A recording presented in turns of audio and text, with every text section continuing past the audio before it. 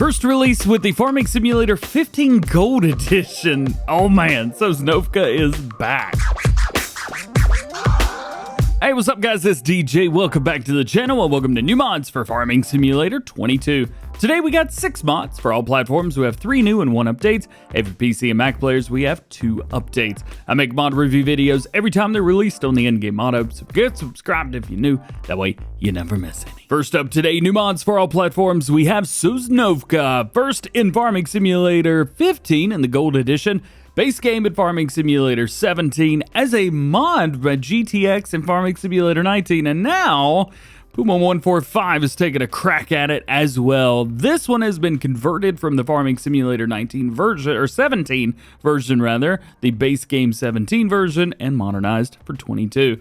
You got everything that you would expect. Main farm, animals, 36 fields, 15 sell points, and a biogas plant. Everything that we had before, it is all back now.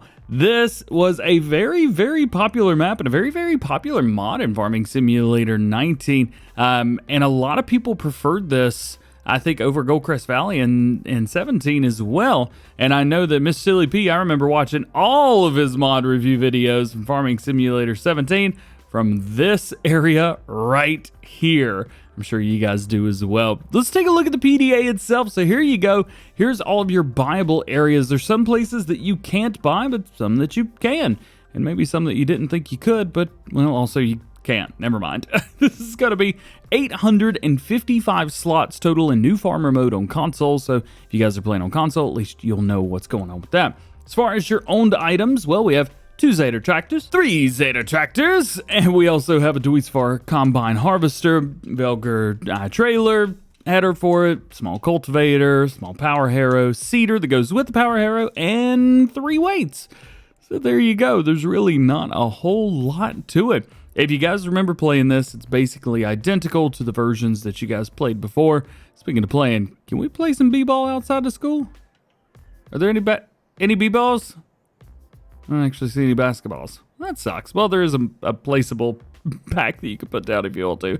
Nonetheless, check this out if you guys are wanting to get a little bit of nostalgic in Farming Simulator 22. Next up, we've got a new tractor. Now, this is the Fiat 1300 DT, but it is the rebuild version from the Farming Agency guys. So from Elisha, Matt KHD, Earson, RA, and Kramer 14.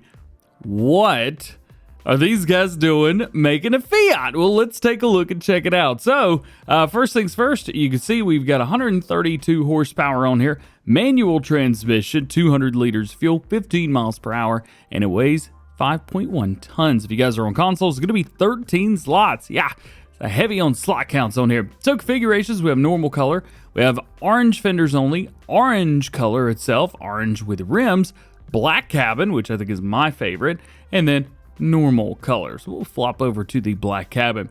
Wheel brands, we have Trelleborg, Michelin tires, Continental, Vredstein, and Midas. And then in here, you've got all kinds of different ones to choose from, depending on what you're into. Now, as far as I've seen, I don't think there's any tracks in here. I know we had a track version in 19, but we haven't seen that yet, at least not yet. We'll kind of pop this over to Trelleborg tires, be done with it. Attachers, so we have standard, front hydraulic, so you no longer have to use the front lifter on here. You can do front hydraulic with a PTO, back to standard again. And then as far as engines, we have stock exhaust, we have V2A exhaust, turbocharger, which brings us from 132 to 135 up to 147. You can also do a turbo and intercooler, which gives you 185 horsepower.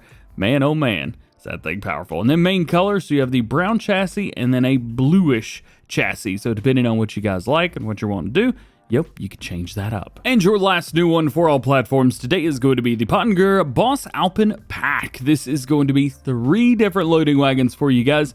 We have a, 9.3 to 13.5, 11.9 to 16.1, and 14.5 to 18.7 thousand liters. As far as a couple of these, well, you've got folded, half-folded, and unfolded. You've also got silage additive tank on the front, Trelleborg, Midas, Vredstein, and BKT tires, which can be changed up and even changed. Check this out. you're definitely not going to fall off like that. These are meant to be used on very steep, hilly terrain, so that's perfect for that. Drawbar, well, you got a couple different versions there if you need to.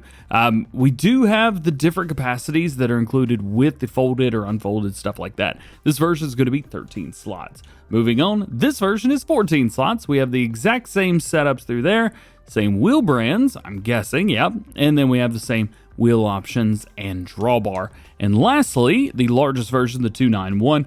This is going to be a total of 13 slots for you guys.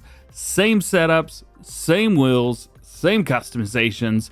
It's all the same. Let's take a look at some mod updates for all platforms. And well, it's a singular today, not a plural. This is going to be the only one. Massey Ferguson's 76, 77, and 87 series. We actually talked about this in Farm Sim News earlier today. Check that out if you haven't seen it already. Version 1.3.0.1 light shadow bugs have been fixed for the Massey 8700. And making our way over to some mod updates for PC and Mac players, because that's all we've got for you guys today. The first one is Rennebu, or yep, something like that. Version 1.001. Following changes are safe for existing game saves. They've adjusted the food priority and value for cows. TMR is lower priority. Silage, hay, grass, and chaff is to the highest priority. They've also disabled maize, cotton, soybeans, and sugarcane from being produced and sold. Fixed the fence placement at the church. Updated the trees from all macro. This should not require a new game save. Should not. They've adjusted the tip collision. You should now be able to use the bunker silos and tip stones, among other things, in more places. Fixed the reports about trees and fields and floating in the air. Fix various hidden objects causing collisions in fields and roads, and adjusted the bird sound intervals. Now, the following changes require a new game save to be seen. They're not critical and mostly a visual update, but if you guys want these, you will need a new game save. Various terrain adjustments and fixes, various ground texture adjustments, various foliage fixes, and added access road to field 84. So if you want any of those things, you will need a new game save. Otherwise, hey, just keep the same one you got. I know a lot of you guys have been playing on this. And to go along with that, the very last mod today, Buildings of Norway, is going to be version 1001. They've changed the supported crops and produced goods at the grain mill. Fix the various trigger issues with the Bergden horse paddock. Fix the Bergden horse floating pen, straw planes. Bergden, I have to keep saying that word. Cow barn, straw, food, and bell triggers made a little bit larger. The sheep barn now accepts grass bells for silage production, and they fixed the level of whole barn when buying or build by the player. Now, these are the buildings that go along with the map, Rennebu. So if you've downloaded that from the mod hub, this will download automatically. Well, guys, that is it for today. Nice, short, sweet, and to the point. Hope you enjoyed the video. If you did, drop a like on it. Get subscribed if you're new. Join the DjGoHam fam. Make sure your notification bells are on as well. That way you never miss daily farming simulator videos here on the channel. Like I said, I have released Farm Sim News already today, so go check that out if you haven't seen it. Otherwise, I hope you have a great day. We'll see you later. Peace.